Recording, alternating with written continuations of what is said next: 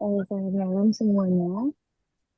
Pada malam ini saya ingin mempresentasikan tentang artikel ilmiah kita berjudul Pengaruh Digital Marketing terhadap Brand Awareness atau terhadap kesadaran merek di dalam suatu perusahaan. Perkenalkan saya Rebecca dan teman saya Kak Zakri dan juga Kak Aya dan Kak Yusuf. Yang pertama, untuk itu kita perkenalan untuk digitalisasi terlebih dahulu. Dari perkembangan digitalisasi, ternyata terdapat perkembangan dunia maya dan perangkat seluler yang telah mengubah cara komunikasi dan interaksi manusia. Tentunya dari cara berkomunikasi, cara kita mencari suatu data, ataupun cara kita untuk mengirim suatu pesan juga. Sudah terjadi perubahan yang signifikan. Dilansir dari data yang kami dapatkan, kami mendapatkan bahwa jumlah pengguna perangkat seluler di Indonesia telah mencapai angka 98,3% per Januari 2023. Sementara itu, secara global, jumlah pengguna perangkat seluler mencapai 5,22 miliar orang. Sementara pengguna internet mencapai 4,66 miliar di secara global, yaitu secara dunia. Dan data ini menjadikan dunia maya dan perangkat seluler sebagai kebutuhan primer manusia, yaitu sangat-sangat berpengaruh dari banyak segi, uh, dari segi ekonomi, segi politik juga sangat berpengaruh akan penggunaan perangkat seluler tersebut. Nah, kebutuhan primer ini apa sih hubungannya dengan perusahaan dan pemasaran? Di dunia maya dan perangkat seluler yang merupakan kebutuhan primer perseorangan inilah yang dimanfaatkan perusahaan untuk melakukan pemasaran terhadap jasa dan barang yang ditawarkan oleh perusahaan. Jadi melalui dunia maya dan perangkat seluler ini, suatu perusahaan dapat menyebarluaskan tentang kesadaran merek mereka yang mereka jual kepada banyak konsumen dan lebih ter, terarah konsumennya. Tuh, untuk selanjutnya saya serahkan ke Kak Aya. Silakan. Permasalahan perusahaan terhadap pemasaran digital tentu ada banyak perusahaan belum mengadopsi digital marketing secara efektif, kurangnya pemahaman dan strategi yang jelas, tantangan dalam menghadapi tuntutan pengguna yang tinggi, perbedaan dalam efektivitas strategi, keterbatasan infrastruktur dan sistem, kurangnya kesiapan dalam menghadapi perubahan, dan kesenjangan dalam pengetahuan. Metode penelitiannya itu ada tiga. Satu, metode sistematik literatur review. Pertanyaan penelitian mencakup cara penerapan digital marketing, mempengaruhi brand awareness, implementasi, dan platform yang digunakan.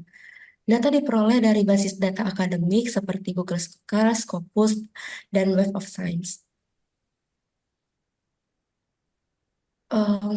Penyelesaian masalahnya itu ada 4: pengaruh digital marketing, variasi strategi, pemilihan platform yang tepat, dan mengoptimalkan konten dan sosial media. Oke, terima kasih. Jadi kita masuk ke terhadap hasil dan pembahasan. Jadi setelah menyeleksi berbagai macam literatur yang sudah kita analisis, jadi terdapat 10 literatur yang telah menjadi acuan bagi kita untuk menjawab pertanyaan dan menjadi kesimpulan dari penelitian ini. Yaitu ada beberapa dari penelitian dari Wibowo Nareski yang menyatakan bahwa 64% eh, di- digital marketing ini memiliki pengaruh terhadap brand awareness. Lalu ada penelitian dari Pramayanti dan Fitriana dan Aurina Wita yang menyimpulkan bahwa pemasaran digital ini membawa dampak positif terhadap kesadaran merek dan citra merek pada perusahaan. Lalu ada juga Septiarini yang menyatakan bahwa 63% kesadaran digital marketing ini berpengaruh terhadap kesadaran merek yang tidak jauh dengan angka dari Wibowo dan Areski.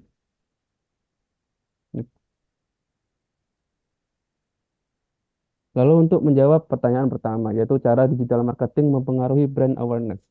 Berdasarkan hasil penelitian, berbagai metode digital seperti situs web, media sosial, SEO, iklan display, pemasaran konten, dan email telah terbukti meningkatkan kesadaran merek untuk perusahaan. Nah, metode-metode tersebut ini dapat meningkatkan visibilitas merek, memperluas jangkauan audiens, membangun kepercayaan dan kredibilitas, serta berkomunikasi secara langsung dengan para pelanggan potensial. Lalu untuk pertanyaan kedua, yaitu berbagai macam strategi yang bisa kita implementasikan untuk digital marketing. Yaitu pertama adalah pengoptimalan konten, yaitu meningkatkan kualitas dan relevansi konten untuk menarik perhatian audiens dan meningkatkan kesadaran merek. Lalu pemasaran konten, yaitu membuat dan mendistribusikan konten yang bernilai, seperti artikel, blog, video, dan infografis untuk menarik dan mempertahankan minat audiens. Yang ketiga adalah penggunaan sosial media, memanfaatkan platform seperti Instagram, Facebook, LinkedIn, Twitter untuk berinteraksi dengan audiens, membangun hubungan dan memperluas jangkauan merek. Dan yang keempat, pemasaran email, mengirim email kepada pelanggan potensial dengan konten yang relevan dan menarik untuk membangun hubungan dan meningkatkan kesadaran merek. Lalu variasi strategi yang lainnya yaitu dengan iklan pencarian kata kunci. Membuat iklan yang muncul di hasil pencarian berdasarkan kata kunci yang relevan dengan produk atau layanan perusahaan. Dan juga bermitra dengan influencer, bermitra dengan individu atau akun media sosial yang memiliki pengikut besar untuk mempromosikan produk dan layanan perusahaan. Lalu menggunakan platform e-commerce untuk menjual produk secara online dan meningkatkan exposure merek. Lalu juga ada berbagai macam strategi lainnya seperti blogging, iklan, display, dan teknik pemasaran digital lainnya dapat menjadi bagian dari variasi strategi yang efektif. Nah, selanjutnya akan dilanjutkan oleh partner saya, Pak Yusuf. Oke, terima kasih. Sekarang kita masuk ke pemilihan platform. Berbagai platform yang dapat digunakan untuk penerapan digital marketing dan setiap platform memiliki kelebihan dan keunikan masing-masing. Beberapa platform yang sering digunakan termasuk situs perusahaan, media sosial seperti Instagram, Facebook, Link, Twitter, dan platform lainnya. Selain itu, strategi juga melibatkan email, blogging, iklan, pencarian kata kunci, e-commerce, dan pemasaran influence. Pemilihan platform harus disesuaikan dengan karakteristik audiens, tujuan, dan jenis konten yang ingin disampaikan. Pengoptimalan konten dan media sosial. Ada 5 aspek yang perlu dipahami, yaitu pertama, kualitas dan relevansi konten. Konten harus berkualitas tinggi dan relevan dengan audiens target. Hal ini meliputi penggunaan judul yang menarik, bahasa yang sesuai, serta informasi yang bermanfaat dan relevan bagi audiens. Kedua, interaksi dan engagement. Aktif berinteraksi dengan audiens melalui komentar, like, atau berbagi konten yang relevan dapat meningkatkan engagement dan memperkuat hubungan dengan audiens. Yang ketiga,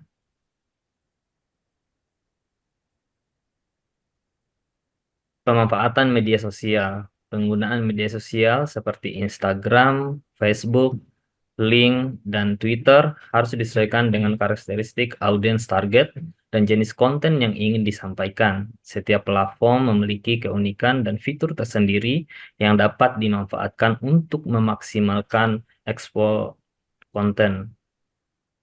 Keempat, penggunaan konten visual. Konten visual seperti gambar dan video seringkali lebih efektif dalam menarik perhatian dan meningkatkan engagement daripada konten teks biasa. Oleh karena itu, penggunaan konten visual yang menarik dapat membantu dalam memaksimalkan pengoptimalan konten dan media sosial. Oke, kita lanjut ke nomor 5, yaitu analisis dan evaluasi kinerja. Melakukan analisis terhadap kinerja, konten, dan aktivitas media sosial secara teratur dapat membantu dalam memahami apa yang berhasil dan apa yang perlu ditingkatkan, sehingga perusahaan dapat terus meningkatkan pengoptimalan konten dan media sosial mereka. Kita masuk ke kesimpulan. Pemasaran digital memiliki dampak positif yang signifikan terhadap brand awareness perusahaan. Dengan penggunaan strategi pemasaran digital yang efektif, seperti pengoptimalan konten, media sosial, dan berbagai platform digital lainnya, perusahaan dapat memperkuat kehadiran merek mereka dan meningkatkan kesadaran merek di antara konsumen. Oleh karena itu, pengembangan strategi pemasaran digital menjadi penting dalam menghadapi tuntutan dunia digital yang terus berkembang. Demikianlah presentasi dari kelompok kami. Semoga presentasi ini bisa dimengerti, dipahami, dan bisa bermanfaat. Jika ada kata-kata yang salah, mohon maaf. Terima kasih.